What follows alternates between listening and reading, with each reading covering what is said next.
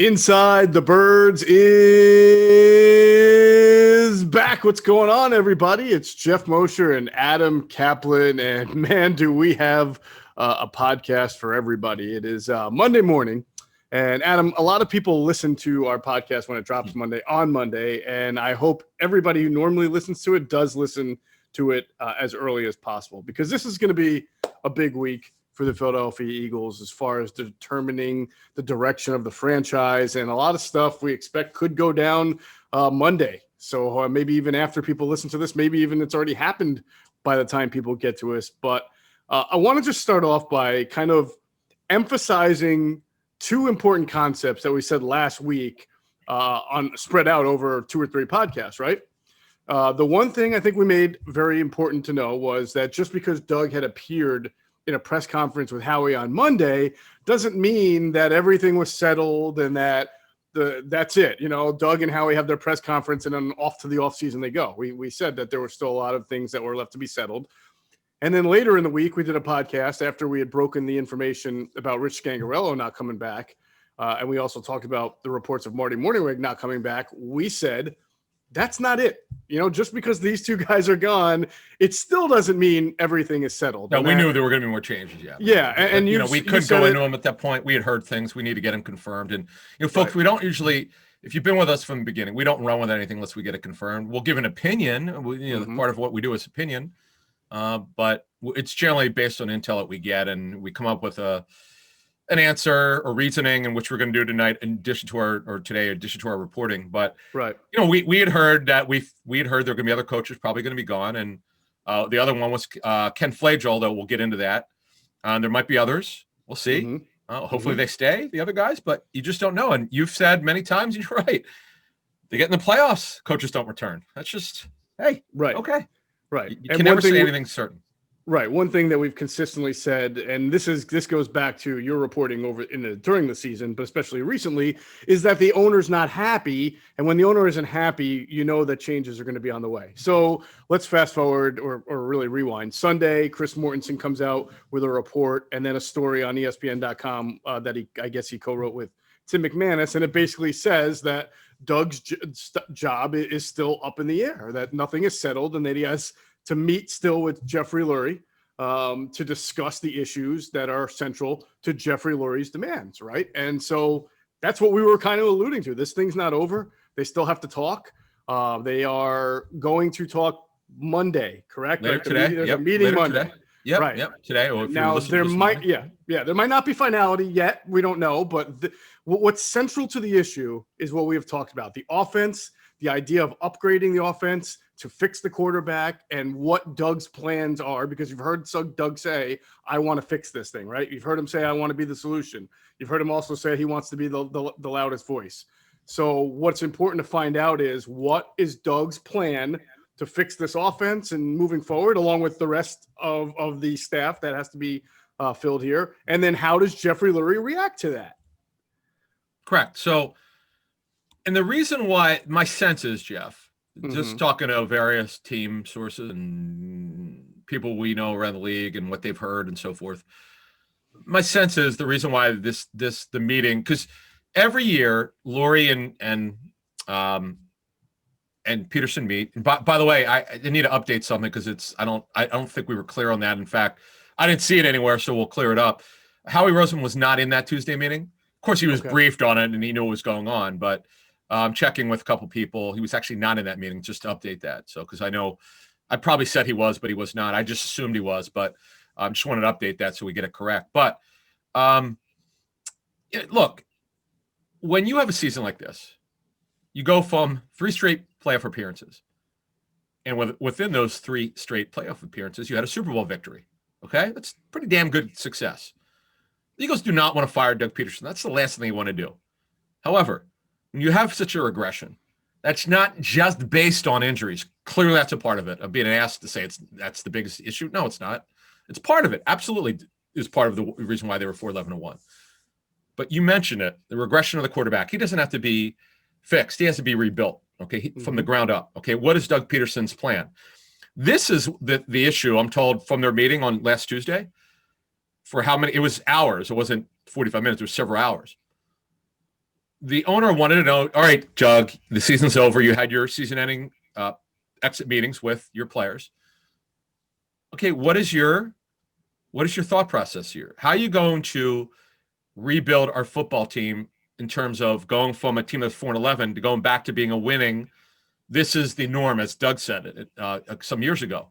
Well, how are you going to get back there? And clearly, from my understanding, Geoff, it was not going to happen in this meeting because Doug did not have he didn't have his full plan.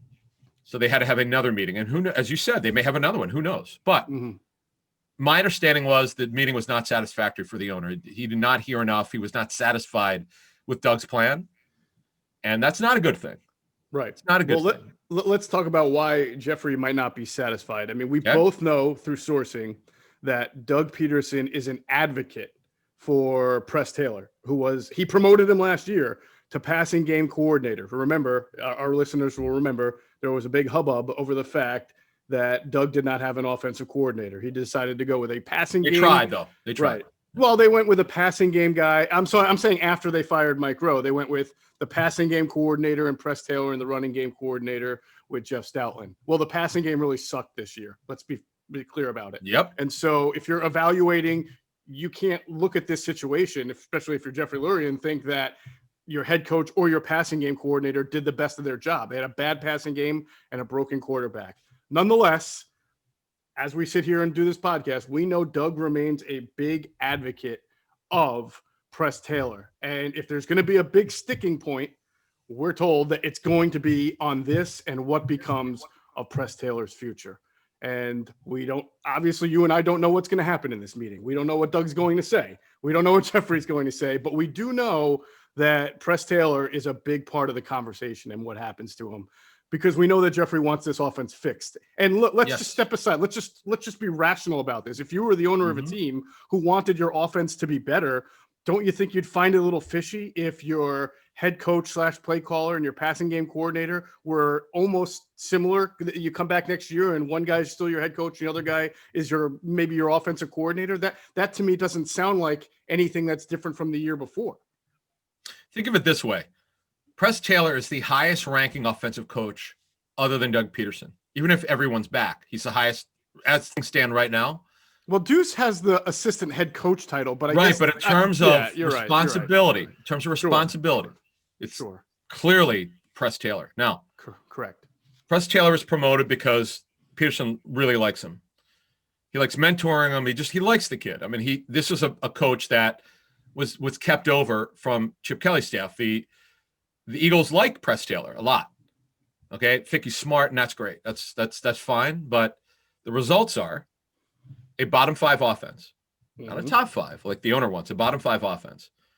Major regression of the Stark $32 million a year quarterback. He had to get benched. The number 2 quarterback, who they decided to bring back at $2 million, was inactive for 4 straight weeks. It's not a good look. Very few players on this offense you could say developed this season.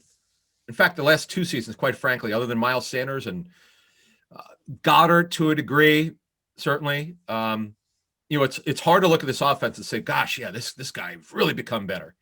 I mean, Jordan Mailata, I'm not going to give Press Taylor credit for. I mean, it's Jeff Stoutland guy.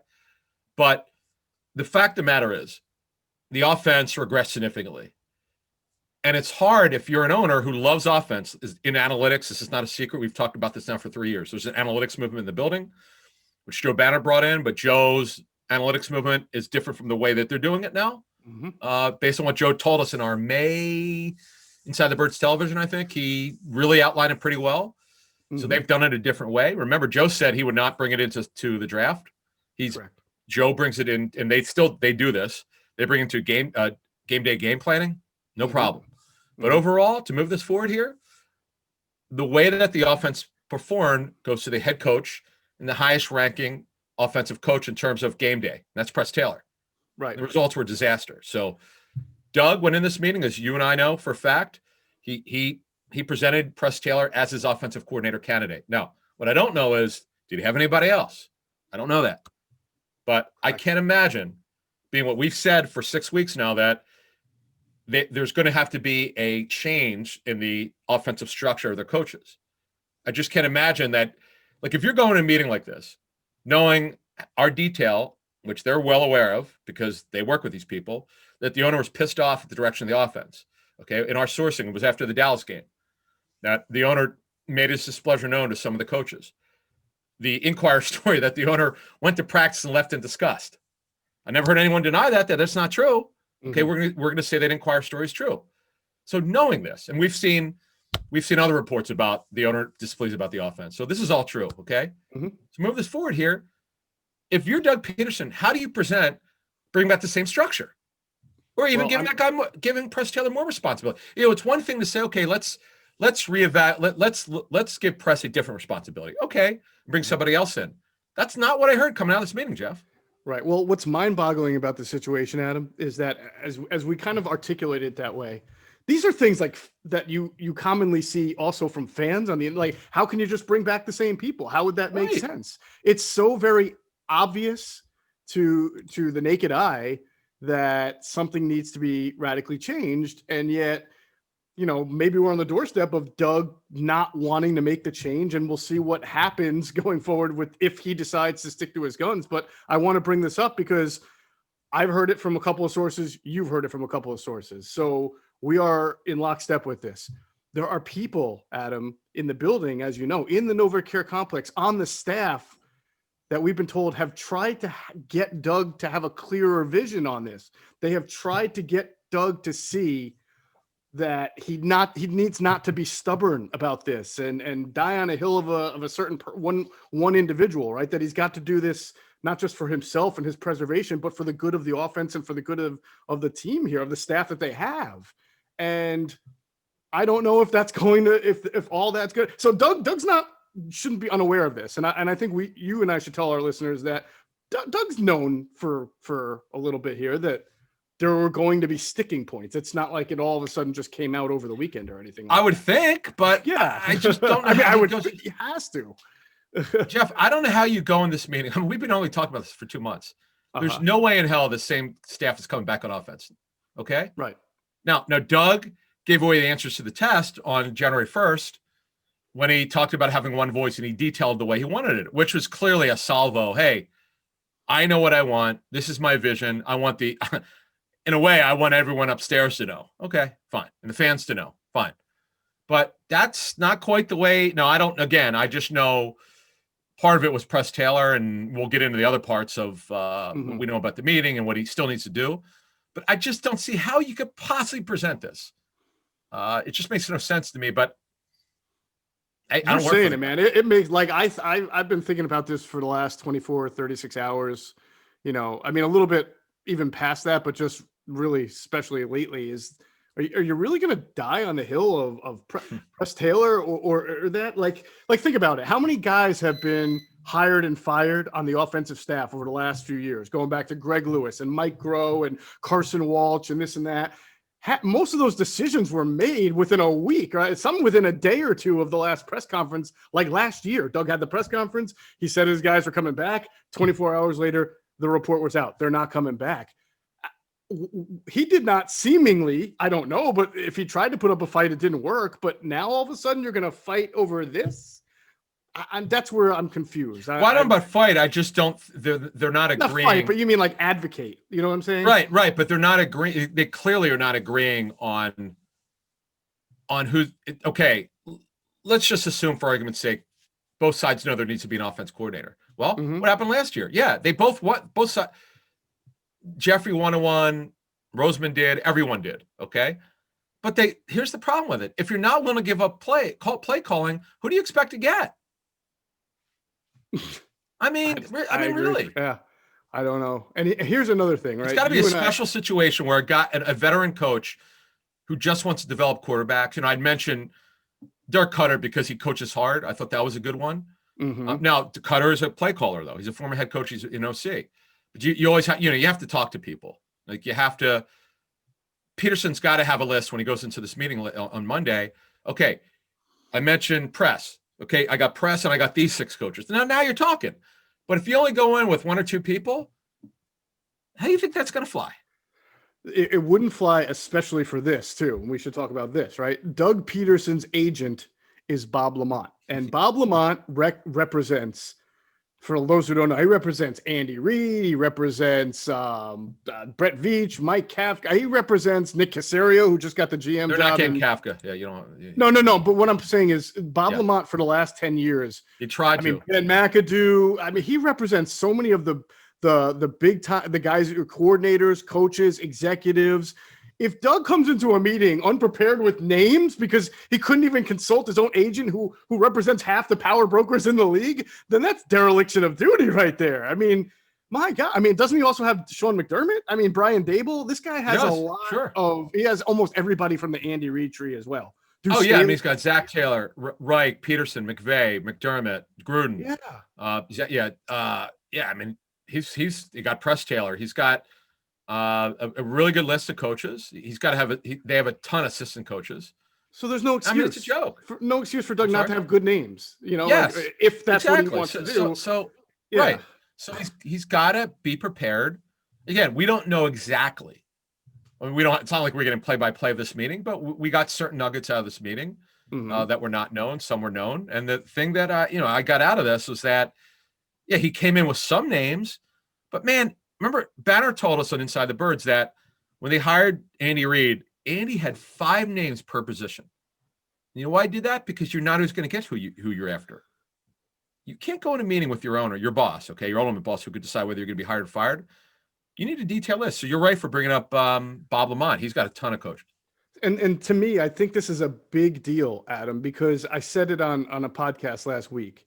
It should not be an owner's job to hire and fire coaches, right? Jeffrey, some people have interpreted as Jeffrey as becoming more meddlesome now because we know he has input on this, and that's fair.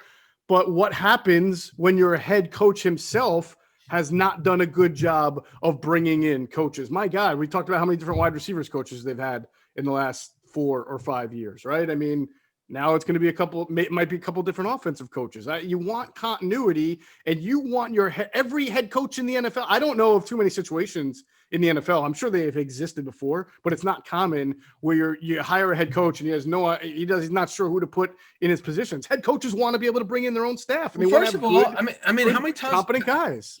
How many times have we said on the show, particularly myself? Yes, the guy is the worst at coaching his coaches I've ever seen. I mean, how can a guy who's a Super Bowl winner, who's so beloved by his players, he's a pretty good head coach.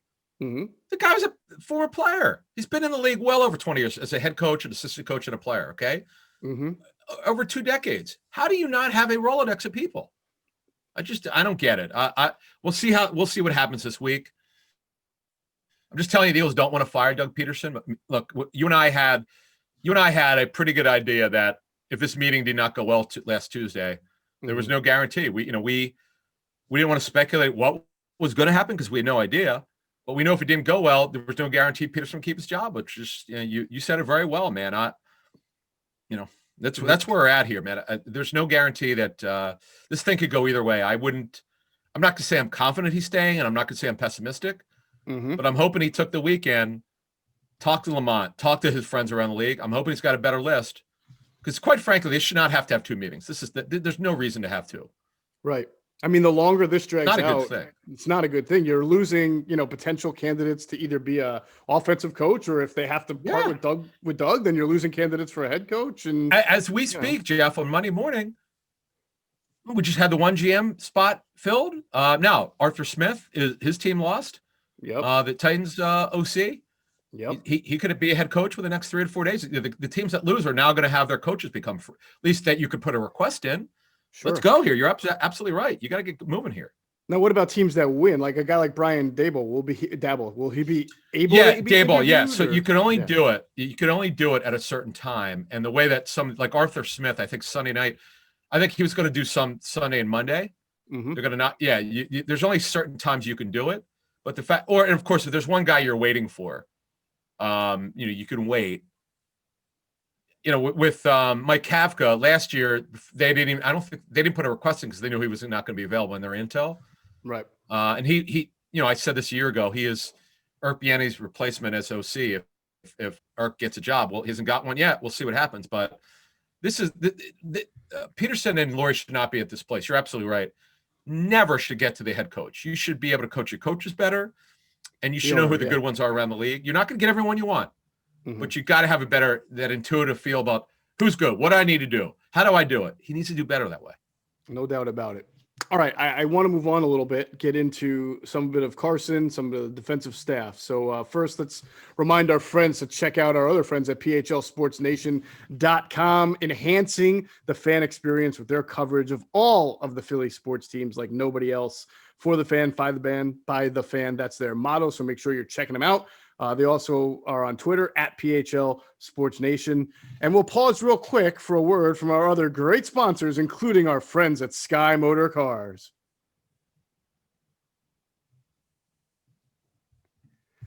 All right, Adam, on top of this coaching staff situation, we have the Carson Wentz situation still hovering in the balance. And you and I have talked about this. This is just a complete speculation on my part, trying to connect dots. But sometimes we know that Carson Wentz and Press Taylor have a good relationship, that Carson likes Press likes Carson.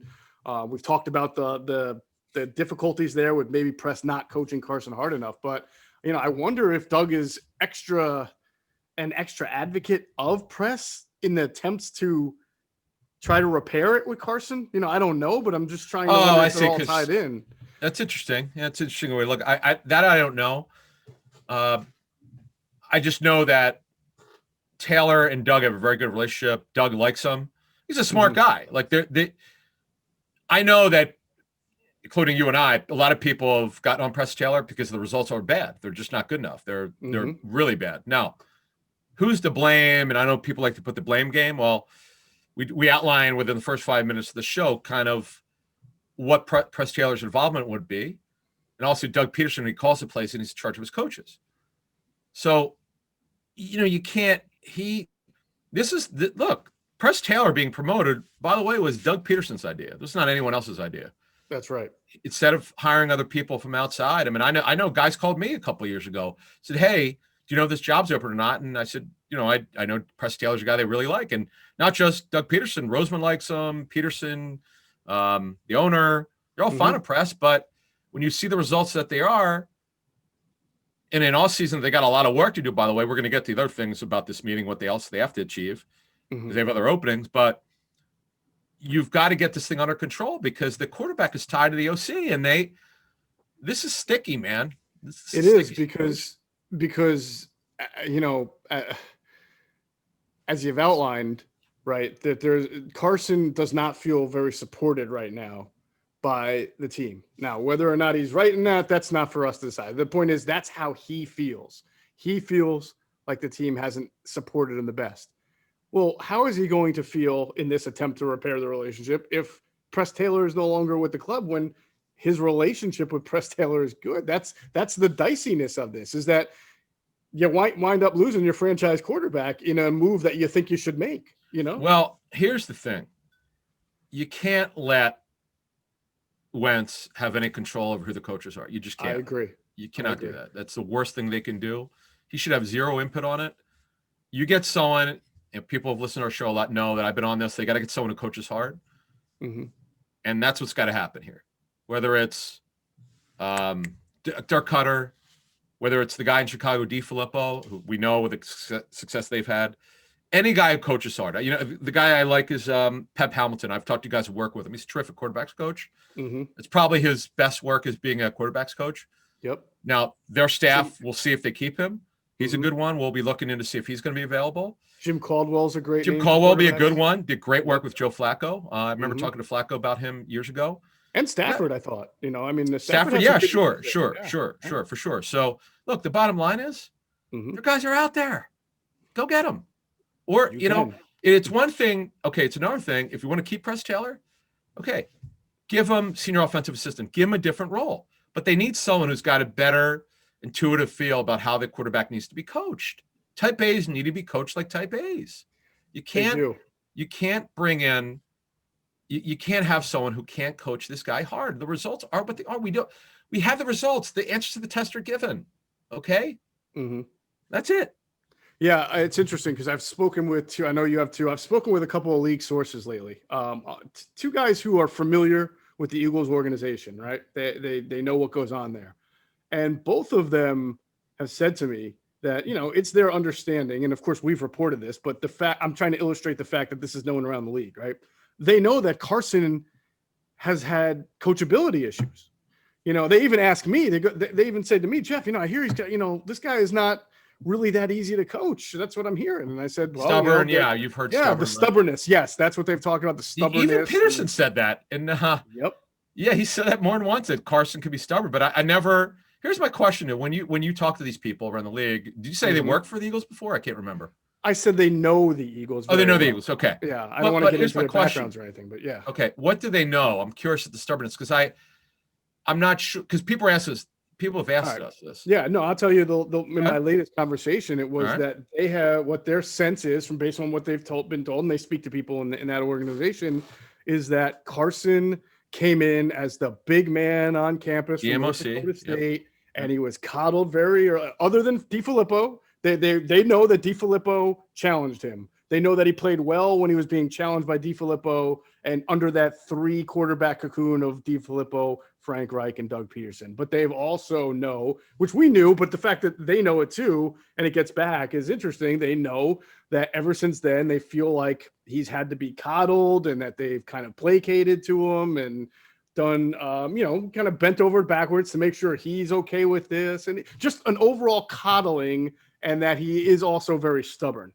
And so I'm bringing this up because if they have to move on from him, it's not like, I think everybody's assumed like, oh man, everybody's going to line up and give first round picks over to the Eagles for this guy. No, there's a reputation out there about Carson right now. Yeah, there'll be a lot of interest, but there will be interest, of course. Yeah, because guys like this at 28 years old don't become available, but it would be available because of certain things aren't very positive. Mm-hmm. So look, that's part of it. The other part of the meeting was, what Jeffrey wants to know is I touched this on in passing earlier, but I want to bring it up again because it's extremely important to this meeting that they're having today. What is Doug's vision to get the team back? Not just the offensive coordinator position or getting the offense retooled. Who's your defensive coordinator? Okay. Jim Schwartz decided to take a year off now, because to get back to health and all that stuff. Well, by the way, I'm told, I know there's something out there about he may not come back or they may not renew his contract. I was told they actually wanted to re-sign him. So they did want him back. Yeah, Jim. Yeah. I'm told by a team source that they wanted him back. Right. But, Jim's, his contract was up. So he decided not to sign. Now, I don't know if it was a rollover. I don't know. I don't know what his contract looks like. But anyway, so he's gone. But Doug Pederson, if he's going to be the head coach, it's not just knowing, okay, what are you going to do with Press Taylor? Is he going to have the same role? Is he going to have a different role? Who's going to be? Are you going to have an OC? Okay, who's your OC? Are you willing to give up play calling? Right. Okay, who's your defensive coordinator? That's a big one. That's a huge one. Where's your list? I want to see your list. Right. Who are the guys that you like around the league? You better have a detail. Again, there's no reason for them to have a second meeting unless it didn't go well enough, or you went in there and the owner clearly was not. The way I look at this, based on our sourcing and information gathering, if the meeting went well for Pederson, they're not having a second meeting where they could talk over the phone. But the fact that he's in Florida today, I don't know where the hell it is, but he's somewhere in Florida. It doesn't matter where it is. But the fact of the matter is, there's no reason to have a second meeting unless it was swimmingly well. So clearly the owner was not satisfied. They need to talk more. Okay, as you said earlier here. Time's of the essence, people. There are going to be some head coaches hired and some staffs put together. All right, Doug, what'd you do over the weekend? What kind of list you come up with? Right. Tick, tick, tick. The time is ticking down. Yep. All right. Download the top-rated DraftKings Sportsbook app now. Use that promo code ITB to get all of your sign-up bonuses. That's the promo code ITB to get all of your sign-up bonuses only at DraftKings Sportsbook. So continuing with the defensive staff, obviously they need a defensive coordinator. I think we said it last week, but we can kind of confirm what we speculated, and that's that we expect that Marquand Manuel and Matt Burke will be in-house candidates, that they will eventually get interviews. Interviews, but does that, now I have to wonder, does that only apply if Doug Pederson is still the head coach? I don't know. Great question. I didn't even think of that. Because I can tell you, I know there are some people that are concerned that if it doesn't go well between Doug and Jeffrey, that Jeffrey kind of pushes the blow up button here and decides to clean house. So well, I'll say this. I'll say this. Yeah, I'll say this. as much as it bothers me that he has to get involved, he feels the need to, but we've detailed over a series of months why he gets involved, and actually years what we've been doing this show. We kind of outlined why Jeffrey gets involved. The good thing is, and I give them credit, I give particularly the owner and Roseman also because he's worked with these people, but the owner, as I understand it, they extended Statlin's contract at the time, around the time that Doug was hired. Like they knew they would make sure he didn't leave. Okay, so that was a hell of a move. They brought back Deuce Staley. They work with him. They know him. Obviously, played there. They know how good of a coach he is. Right. Like at least they know they know who the good ones are there. They retained Justin Peele. That was smart. Dave Phipp they retained. Now up to this past season, Phipp's one of the better special teams coaches. I don't know what the hell. I'm not a special teams expert. I don't know what happened this season. Yeah, this past season. So they did retain and make sure that these other guys didn't leave, who are really proven coaches. So at least they know what they're looking at in terms of who the really good coaches are. But the thing with Pederson is, most of the guys he hired with 16 staff either retain or he didn't know, and they were recommended to him. Now, I think Flajol's a guy that he knew, who's Ken, as we understand it, asked out. He had a year left, I think, on his contract. His contract was not up. I'd heard he asked out. Yeah. He may retire. That's kind of what I'd heard. I think you heard the same thing. Yes, I heard that. Yeah, he was just asking. Okay. And plus we don't know now when they're going to have a D coordinator, so I don't know if he wants to wait anyway. Right. So, and Press Taylor was capped from the former staff. So, look, they have a lot of work to do here. That's where we're at.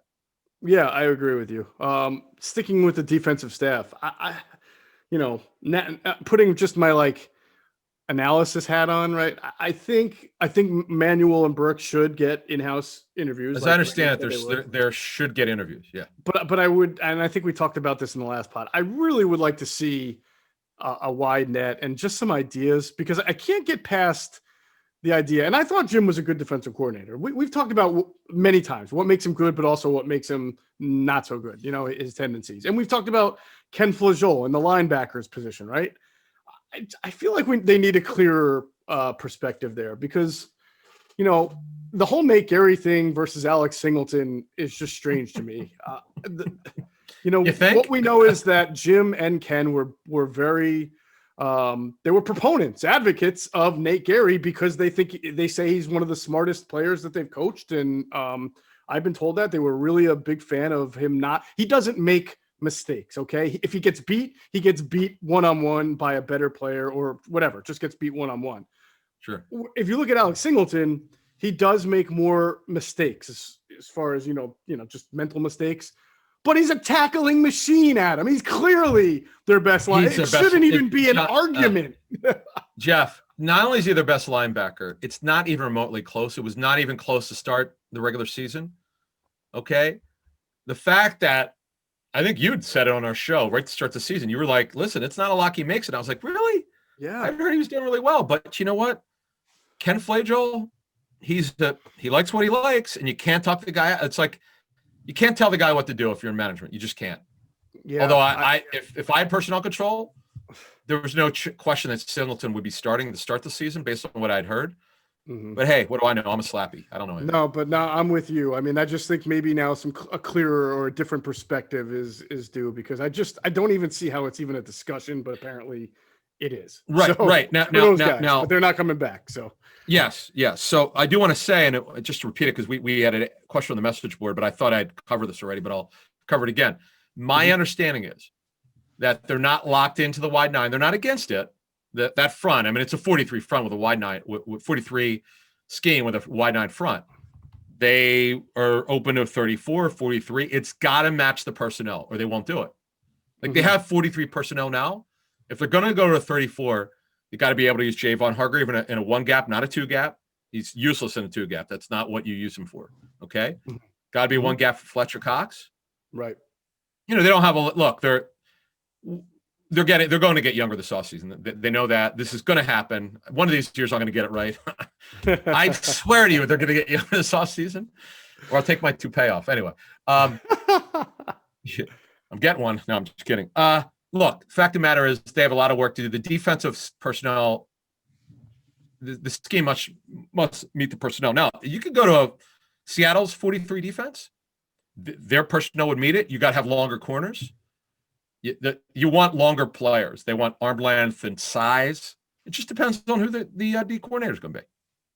It definitely does. I think that's going to be a really we're fixated right now on the head coach and the offensive coordinator, as we should be, but defensive coordinator in this town is a huge, huge title. I mean, in this town especially, that really still loves defense like it's 80s, the late 80s or the early 90s. So Buddy Ryan, I never won a playoff game. He's a god in this town. Correct. I know. I'm definitely fascinated. All right, there's one more thing I want to get to before we get out of here. But first, I got to tell everybody, support for Inside the Birds is brought to you by Manscaped, the best in men's below-the-waist grooming. Big news. Manscaped just released their new cologne scent to help you feel good and smell good all over at all times. Who knew smelling this good could feel this good too? I know I like to smell good, Adam, and everyone knows that Manscaped has the perfect package 3.0 for all of your below-the-waist grooming needs, but they didn't stop there. So complete your grooming game with the new refined cologne signature scent by Manscaped. And with the same signature scent that is in all Manscaped formulas, this cologne is the perfect complement to the collection. It's light, approachable, gentlemanly in all the right ways. That's how I've been described, Adam. I just want to let you know that. Really? Think of it. Okay. Yes, I'm gentlemanly in all the right ways. Think of this. Oh, yeah. Think of this as your wingman for the night to keep you fresh and ready for anything. Calming and inviting, this signature scent introduces a light citrus burst before settling into the anchor notes of vetiver and a woodsy masculine finish. This 50 milliliter spray cologne is even hypoallergenic, cruelty-free, dye-free, paraben-free, and 100% vegan. The beautifully designed glass bottle makes a statement, and the manly scent is attractive to set the mood. Also, be sure to check out the Perfect Package 3.0 with all the essentials for your below-the-waist grooming needs, including the Lawnmower 3.0 trimmer and crop formulations. Yes, I'm talking about that ball deodorant and toner that keeps your testes as your besties. And now you can use the new Manscaped Refined Cologne to complete your set and smell great anytime, anywhere. It is time, my friend, to feel sexy. So get 20% off and free shipping with the code ITB at manscaped.com. Your balls and body will thank you. Get 20% off and free shipping with the code ITB at manscaped.com. That's 20% off and free shipping at manscaped.com using ITB. Look good, smell good, feel good with Manscaped. Ain't that what Deion used to say? Deion Sanders used to say, if you look good, you play good. Like he was all about like how you look. Oh yeah. With the we had the Jerry curl, but yeah.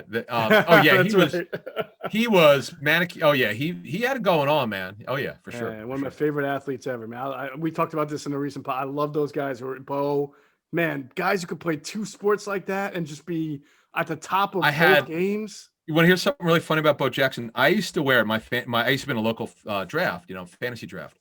So we would all wear jerseys of our favorite players. So one year I wore Chris Carter, always authentic jerseys, not these cheap replicas. I wore an authentic Bo 34 Raiders, just black with the gray numbers. It was so cool, man. So cool. And then Chris Carter, the 80. And then I met Chris years later. He worked with Sirius with us. He and I have this, I think we're one day apart on birthdays. Right. I did a Steve Young jersey. Oh man, I used to love doing that. Wearing the jersey. Did I ever bring an Eagles? I don't know. Did I get Harold Carmichael's throwback Mitchell Ness? I'm not sure, but man, I used to love wearing the jerseys. Man, that's one lost art. Definitely. As the older we get, the weirder it looks for us to wear jerseys. So yeah, I can't do plus that. We're not in. We're objective anyway. Even in other sports, I don't really find myself wearing jerseys too much anymore. But man, I just love those two sport athletes. Remember Tony Gonzalez? A lot of people forget was a college basketball player at Cal, and he was on the Sweet 16 team with Jason Kidd. So imagine, going to the Sweet 16 and then also being a first-round pick and having a Hall of Fame tight end career. That's pretty impressive. Antonio Gates, the best story ever. He played at Kent State. Kent State. Kent State. Yeah. Right. The only reason why I knew about him because he was in the NCAA tournament. I'm like, when the Chargers signed him, I remember Gil Brandt telling me that they signed him for $5,000. It's just and it's just hard to believe. He was 6'4", an undersized power forward, broad shoulders. He played in high school. He was a pretty good high school player, football, but he didn't play in college. Right. And this is what we'll tie it back to the Eagles. Remember talking to the Eagles about this. They were so blown away about his transition to being he'll be a Hall of Famer someday. Yeah. Now you see it with Hakeem Butler. Who's the kid that not Logan Thomas? Who's the tall quarterback that they just signed? Oh, Tyree Jackson. Yeah, Tyree Jackson. Yeah. Mm-hmm. They're after that, man. I'm telling you, they're convinced that he can do this. This is Mo Alley Cox. That was a guy I know the Eagles were in the running for when the Colts got him. I don't know, 3 or 4. He was a basketball player in college. Right. He's become a good blocking tight end. Look, obviously your ultimate is to be an all-purpose tight end at doing that. Mm-hmm. But it's something I know the Eagles are after. Awesome. There was one more guy that came to my mind. I'm trying to think. Well, now when Antonio Gates went to Kent, right? They were in Kent State. They were in the tournament. Did they beat anybody? I can't remember. They made it to the Sweet 16. I think they did because there was no way I would remember it that way because I remember being so.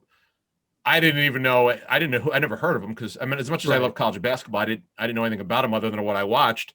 Right. And I remember when the transaction came out, I'm like, Antonio Gates. Why did the Chargers even waste their time? Because I'm like a fan, like reacting, like why the hell were they wasting their time? I didn't know my sophistication with NFL information was not very good then, so I didn't even understand why a team would do this. Why? And then, to make a long story short, I went to a UConn pro day. An agent called me, said, "Hey, do you want to? I'm signing this guy named Ed Nelson. He's from the national championship team for UConn." I'm like, "Okay." So I went to Storrs, Connecticut. It's the only time I've ever been there. And I saw his pro day workout. He's a big guy. He went in the Rams camp, and they went up cutting him, and he never got hurt again. Anyway. And that's the story. Yeah. All right, before we get out of here, I want to bring up one point, and this is just an opinion point that we can talk about. We'll have defensive coordinator names, folks. We're not just going to throw names out there. We did on the last show. Or one of the, we had a list of coaches. People are asking us. We'll have a full list. By the way, you notice as of Sunday night, you're not seeing any names because they haven't even. They have to go through these meetings first. So go ahead. I'm sorry. Correct. I at the risk of just sounding like I'm going on a full-fledged attack here, but I think this is a bad look for the Eagles, honestly, as an organization. To have some of this stuff litigated, and maybe it sounds hypocritical because we're in the media too, but you have on Saturday there was a report, I think from Sal Pal. He was on with our friends from 97.3, and his quote to them was, "I'd be shocked if Press Taylor was not the next offensive coordinator for the Eagles." Right? No, that was Friday, and then Sunday, Chris Mortensen and Tim McManus have their story and report saying that there's going to be a meeting, and they're Jeffrey's really wanting to see something better, from Doug's mouth about what his plans are. So and just again, that plays into what we were saying. By the way, that plays into I could just tell you, and the same stuff. Yes, the offensive coordinator is number one on Jeffrey's list, but his list is all right, Doug. What are you doing about this, and this? What's your plan for this? What's your plan to redevelop Carson Wentz? He's got this. An overview. Doug's supposed to be the tone setter for this football team. Right. The front office, Roseman and Weidel, will have theirs to repair the roster. But from a coaching standpoint, how are you going to get this thing moving forward? And that's what Jeffrey wants out of this meeting. Yeah, and then I just feel like there's going to be a negative reaction no matter what happens, because if Doug stays, it's going to be, man, this guy just broke the quarterback and he's staying now and he's got his own guys in a position maybe. And if he winds up getting fired or whatever, or parting ways or however it will be, then it's going to look like Jeffrey's a meddlesome owner, and an owner, as we just talked about, shouldn't be making these decisions. Look, it doesn't matter what people say. Don't let him get involved. Never let it. Hey, let me ask you a question. That's what I'm saying. It's a bad look. Let me turn this around to you. Let's be fair about this. Yeah. Knowing how much you and I know about the owner, about what he wants in offense and what he wants in a football team, do you think he would get involved if this offense didn't take the regression that it did? No, I really don't. I don't think he would get involved if the offense had a good year. I mean, so I understand the point where an owner has to get involved if his underling isn't doing the job right. But that's owner hired that guy to do the job. And then it's a difficult situation because the guy actually wound up winning a Super Bowl, but then some of his flaws that he does have don't get exposed until down the road. And now it puts you in an awkward position of recognizing that he won you your first and only Super Bowl, but that he's got some major flaws here in his coaching staff that he hasn't been able to rectify over the last 3 years. And now it's hurting the organization as a whole. And by the way, it's difficult. Right, and Roseman's job also. Let's just not include him. We didn't talk about it because this is more of a Pederson ownership thing. Correct. Roseman's got to also advise. He can't tell Pederson what to do. He does have the ability to hire staff. The owner could say no if he wants, Right. but it's not his job to say you can't hire him. But he can say, and I know he has, as any GM would do, and he better keep doing it. He needs to help Pederson. Like, Roseman's job as a general manager is general. It's not just evaluating prospects or signing free agents and balancing the cap, manage your people. You got to help the head coach here, man. Roseman needs to do that. And, I know he helped Doug when he hired a staff in 2016, but he needs to continue to do that. You can't leave this guy on an island here. So they got to figure this out together. Again, just summarize this. I'm telling you as a fact, according to two very strong sources, the Eagles do not want to fire Pederson. Mm-hmm. But as Geoff and I said, folks, if you're new to our show, we told you it was coming. Don't assume he's back, despite all of the stuff that was out there. We know this team better than probably anyone in the country in terms from a media standpoint. We got the pulse of it. It was never that he was definitely coming back. We were right about that because we know the way it works. Yeah.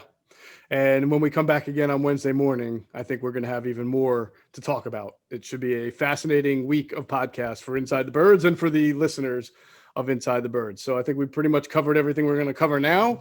And again, make sure you're following us also on our YouTube channel, Inside the Birds on YouTube, our website. We've been writing a little bit more for InsideTheBirds.com, our Facebook community group. Got to go check that out because people are the off season is good for conversation, and we have some really good draftniks, by the way, like guys who examine. Oh God, they're doing the mock draft generators. Oh my God, yeah. I don't. They know more about the draft than you and I do. I'm not on it yet, but a little bit. But it's pretty cool. It's interesting. I looked them over, and we'll see what happens. Yes, we will see what happens. All right, so that'll do it for this edition of Inside the Birds, the leading podcast in Eagles intel. Want to say thanks to our producer, Hunter Brody. Check him out on his YouTube channel, Sports Talk with Broads, and check him out on Twitter @Broads81.